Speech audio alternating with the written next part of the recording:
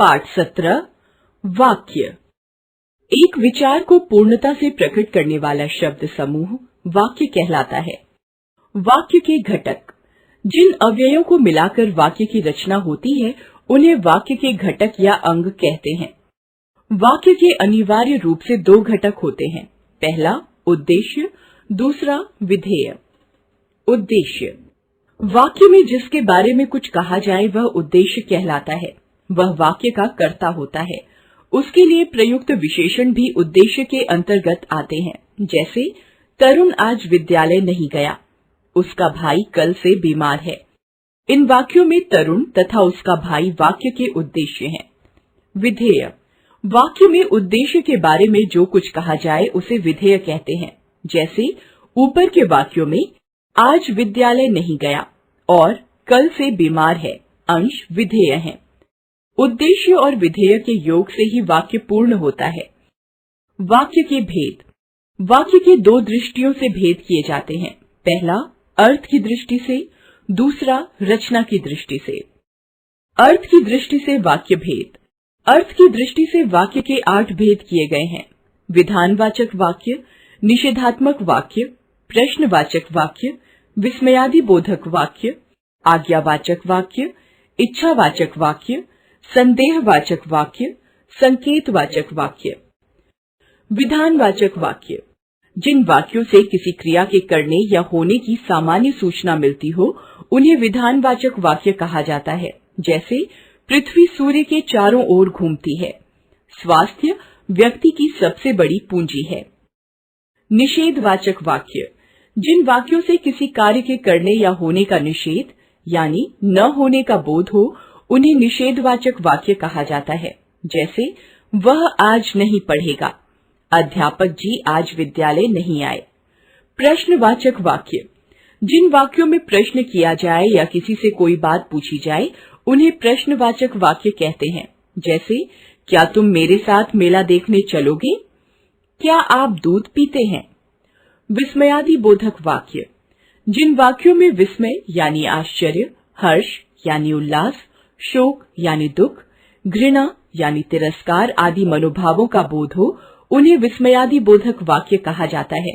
जैसे अरे इतनी ऊंची इमारत, हाय मैं लुट गया, छी इतनी बदबू। आज्ञावाचक वाक्य।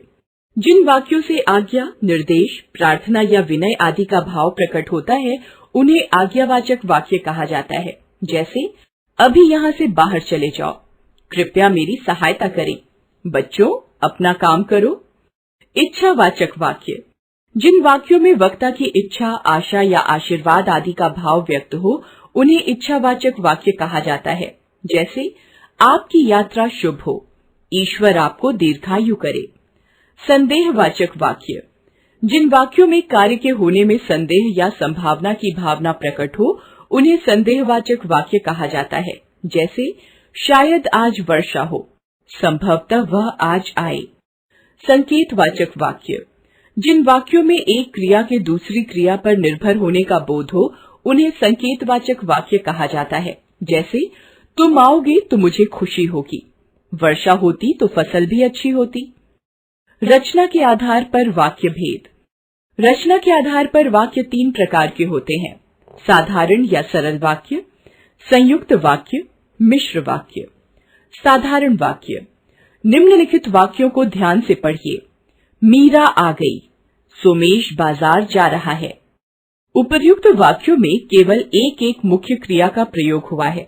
पहले वाक्य में आ गई और दूसरे में जा रहा है। ये दोनों सरल या साधारण वाक्य हैं। जिस वाक्य में एक मुख्य क्रिया तथा एक उद्देश्य यानी कर्ता हो उसे सरल वाक्य कहते हैं। संयुक्त वाक्य। निम्नलिखित वाक्यों को ध्यान से पढ़िए। वह सुबह गया और शाम को वापस आ गया। उसने बेईमानी की इसलिए नौकरी से निकाल दिया गया। उपर्युक्त वाक्यों में दो स्वतंत्र उपवाक्य समानाधिकरण समुच्चय बोधकों से जुड़े हैं। ये दोनों संयुक्त वाक्य के उदाहरण हैं। जिस वाक्य में 2 या 2 से अधिक स्वतंत्र उपवाक्य समानाधिकरण समुच्चय बोधकों से जुड़े हों उन्हें संयुक्त वाक्य कहा जाता है। मिश्र वाक्य। निम्नलिखित वाक्यों को पढ़िए। यह वही लड़की है जिसने कल नृत्य किया था। अध्यापक जी ने बताया कि कल विद्यालय में अवकाश रहेगा। जब आपका फोन आया मैं पूजा कर रहा था। उपर्युक्त तीनों वाक्यों में दो दो उपवाक्य हैं। प्रत्येक पंक्ति के दो दो उपवाक्यों में एक उपवाक्य स्वतंत्र यानी प्रधान है तथा दूसरा स्वतंत्र उपवाक्य पर आश्रित आश्रित उपवाक्य। दोनों उपवाक्य व्यधिकरण समुच्चय बोधकों जिससे, कि, जब से जुड़े हैं। ये तीनों मिश्र उपवाक्य हैं। प्रधान उपवाक्य, आश्रित उपवाक्य। दादी जी ने कहा, मैं आज कहानी सुनाऊंगी। मैं नहीं जाऊंगा क्योंकि मैं बीमार हूँ।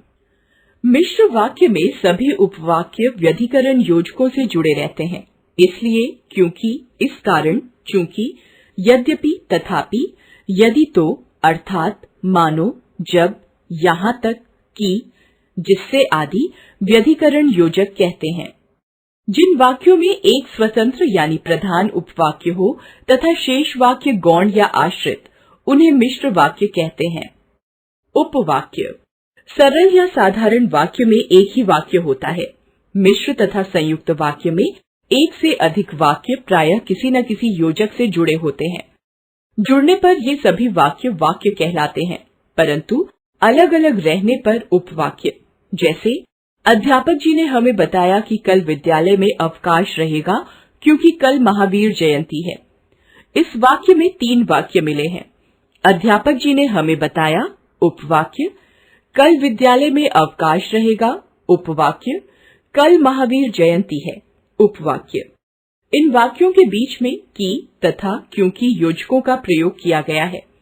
तीनों वाक्य जब जुड़ जाते हैं तो उनका समूह वाक्य कहा जाएगा, पर यदि इन तीनों को अलग अलग दर्शाएं तो ये तीनों वाक्य नहीं, उपवाक्य हैं। आओ दोहराएं। भावों और विचारों को प्रकट करने वाले व्यवस्थित शब्द समूह को वाक्य कहते हैं। वाक्य के अंग, पहला उद्देश्य, दूसरा विधेय। वाक्य के भेद। वाक्य की 2 दृष्टियों से भेद किए जाते हैं। पहला अर्थ की दृष्टि से, दूसरा रचना की दृष्टि से।